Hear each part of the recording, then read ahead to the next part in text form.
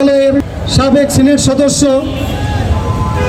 28 October থেকে 5 August পর্যন্ত যিনি রাজপথে থেকে জাসাসকে উজ্জীবিত করেছেন, জাসাসের হাল ধরেছেন এবং জালিম সরকারের পুলিশ বাহিনীর হাতে গ্রেপ্তার হয়েছিলেন, সেই নেতা রাজপথের লড়াকু সৈনিক জনাব লিয়াকত আলী ভাই এখন আপনাদের মাঝে বক্তব্য রাখবেন।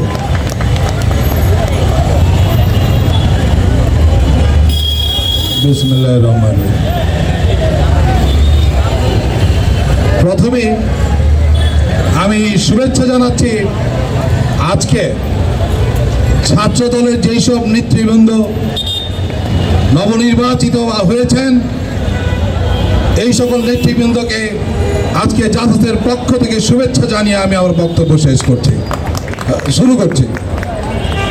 আজকে সবার সভাপতি উপস্থিত, আজকের বিশেষ অতিথিবৃন্দ এবং আমার জাসাসের সহকর্মী ভাইয়েরা, দীর্ঘ পথ অতিক্রম করে দীর্ঘ 17টি বছর যুদ্ধ করে নিজের জীবনের প্রতি মায়া না করে, নিজের সংসারের প্রতি মায়া না করে, নিজের ছেলেমেয়ের প্রতি মায়া না করে আমরা রাজপথে ছিলাম শুধু দেশে একটি গণতান্ত্রিক সরকার প্রতিষ্ঠা করার জন্য। শুধু তাই নয়, এই গণতান্ত্রিক সংগ্রামকে সাফল্যমণ্ডিত করার জন্য এবং নিজের ভোট নিজে দেওয়ার অধিকার আদায়ের জন্য আমরা জাসাস, ছাত্রদল, যুবদল, বিএনপি এবং অন্যান্য অঙ্গ সংগঠনে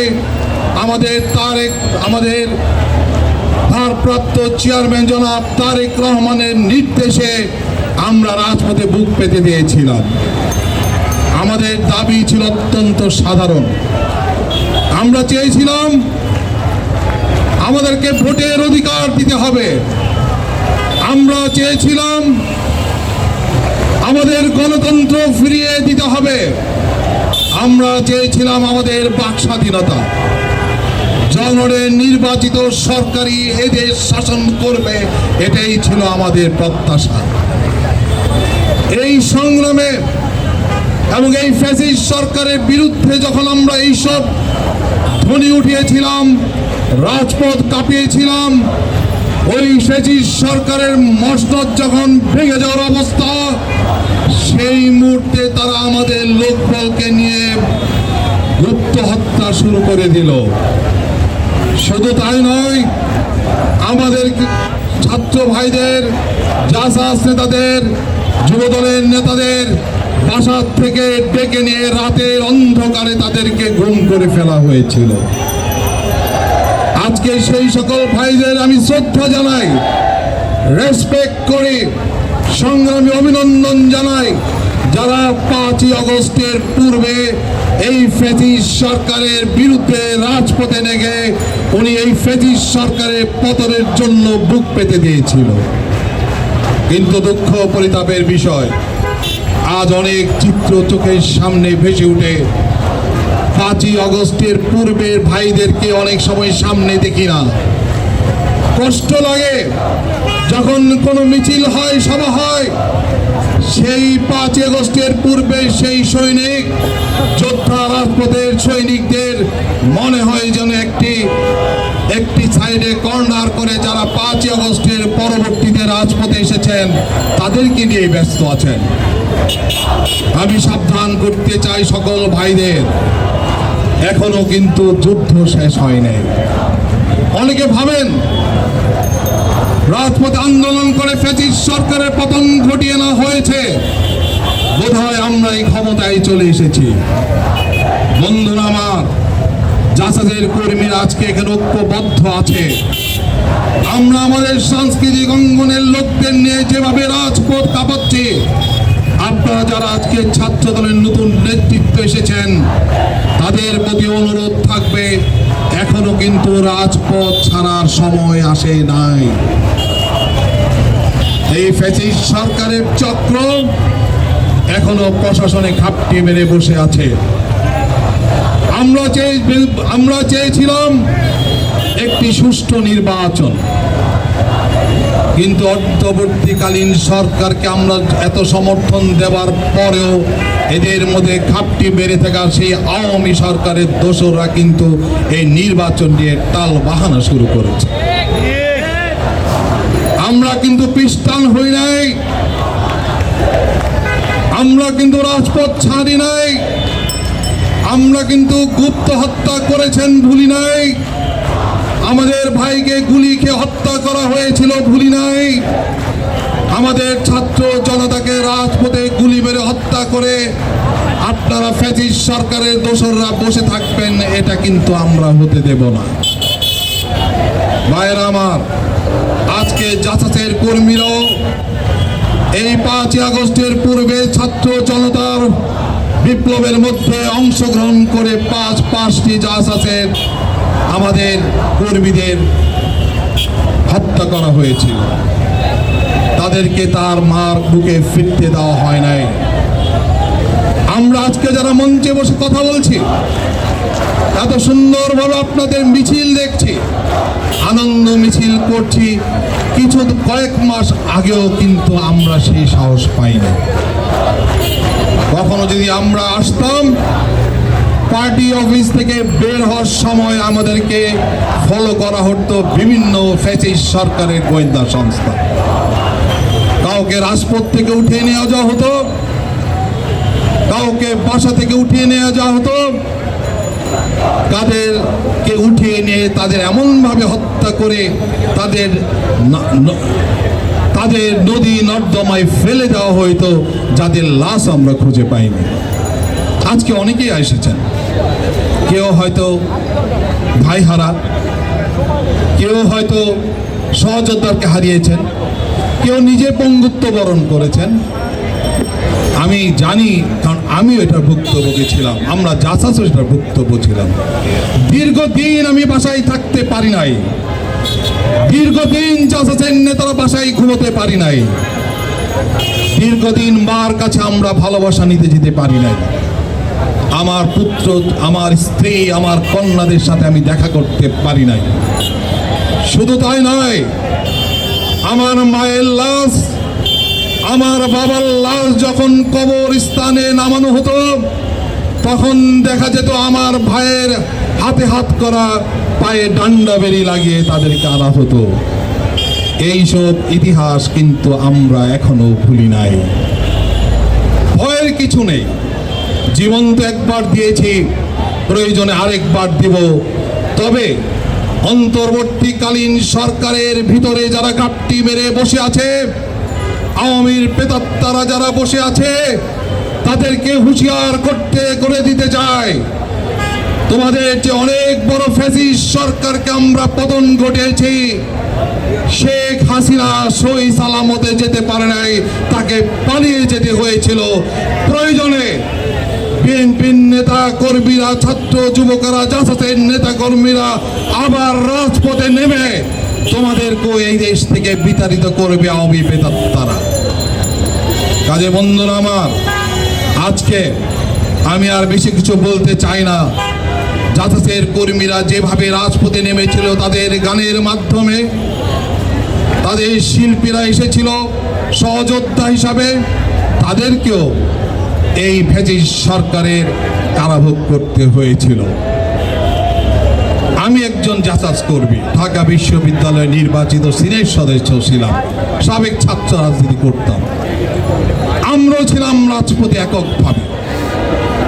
ছাত্র জনতার যে অভ্যুত্থান ঘটিয়েছিল এই ফ্যাসিস্ট সরকারের বিরুদ্ধে, এই শেখ হাসিনাকে পতন ঘটিয়েছিল, সেটা ছিল বাংলাদেশের ইতিহাসে একটি অবিশ্বাস্য ঘটনা। শুধু তাই নয়, শেখ হাসিনাকে উঠানোর পর মানুষ যখন, শেখ হাসিনা যখন এদেশ ছেড়ে পালিয়ে গেল, সেদিন যখন মানুষ বলতে শুরু করলে একটা অবিশ্বাস্য ঘটনা ইতিহাস বাংলায় করেছে। শেখ হাসিনার পিতা শেখ মুজিবকে 15 আগস্টে যখন তাকে সপরিবারে হত্যা করা হয়েছিল, সেদিন এই দেশের মানুষ কিন্তু একই কথা বলেছে। আজকে যারা এসেছেন, তাদের বয়স যাদের 60-এর নিচে, তারা কিন্তু শেখ হাসিনার পিতা শেখ মুজিবের আমলে শাসনের কথা জানেন না। আজকে আমার বয়স 60-এর ঊর্ধ্বে, যার ফলে আমি 71-এর স্বাধীনতা যুদ্ধ দেখেছি, 72-এ শেখ মুজিবের আগমন দেখেছি, 72 থেকে শেখ মুজিবের শাসন আমলে এবং শেখ মুজিবের 15 আগস্টের হত্যা আমি দেখেছি, 7ই নভেম্বর জিয়াউর রহমানের সিপাহী জনতার মাধ্যমের অভ্যুত্থানও আমি দেখেছি। আমার সৌভাগ্য হয়েছে। শুধু তাই নয়, আজকে 24-এর জনতা, ছাত্র জনতার গণ অভ্যুত্থান আমরা দেখেছি। আপনাদের কাছে দিনটি মনে হয় নতুন মনে হতে পারে এই গণ অভ্যুত্থান। বন্ধুরা আমার, এই একই ঘটনা কিন্তু ঘটেছিল শেখ মুজিবুর রহমান। 75-এ যখন তাকে হত্যা করা হয়, সবাই পরিবারে তার নিজের দলীয় লোকরা ক্ষমতার লোভে, সেই দিন কিন্তু এই দেশের মানুষ মৃত্যুর সংবাদ শোনার সাথে সাথে যেমন ইন্না লিল্লাহি ওয়া ইন্না ইলাইহি রাজিউন এই শব্দটি আমরা ব্যবহার করি, সেই সময় কিন্তু এই শব্দটি ব্যবহার করার জন্য কাউকে খুঁজে পাওয়া যায় না। তারই সন্তানই ফ্যাসিস্ট শেখ হাসিনা। শেখ হাসিনা আজকের তৈরি নয়, সেই শেখ মুজিব থেকে একই ঘটনাই তারা ঘটিয়েছিল। আজকে আমাদের বাক স্বাধীনতা হরণ করার জন্যে যেমন আমাদেরকে গুম করে ফেলা হয়েছিল, আমাদের সহকর্মীদের আমরা খুঁজে পেতাম না, কাউদেরকে আয়না ঘরে রাখা হতো, কাউদেরকে হত্যা করে ডোবা নর্দমায় ফেলে দেওয়া হতো, কারো লাশ যাতে আমরা পেতে না পারি সেই সময় ফ্যাসিস্ট সরকার তার বিভিন্ন সংস্থার মাধ্যমে তার লাশ বস্তা বন্দি করে ভারী ইটের বস্তা বেঁধে তাকে পুকুরে ফেলে দেওয়া হতো, নদীতে ফেলে দেওয়া হতো। ঠিক একই ঘটনা শেখ মুজিবের আমলে ঘটিয়েছিল। আমরা সেটা জানি, আমরা সেটা দেখেছি। কাজেই এদের আত্মা যতদিন জীবিত থাকবে ততদিন কিন্তু বাংলার স্বাধীনতা, সার্বভৌমত্ব, দুঃখিত আজানের জন্য আমরা পাঠান।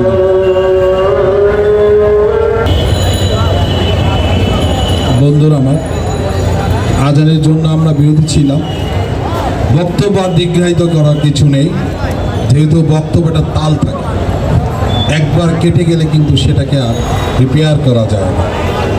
যাই হোক বন্ধুরা আমার, আজকে জাসাসের 46তম প্রতিষ্ঠা বার্ষিকী।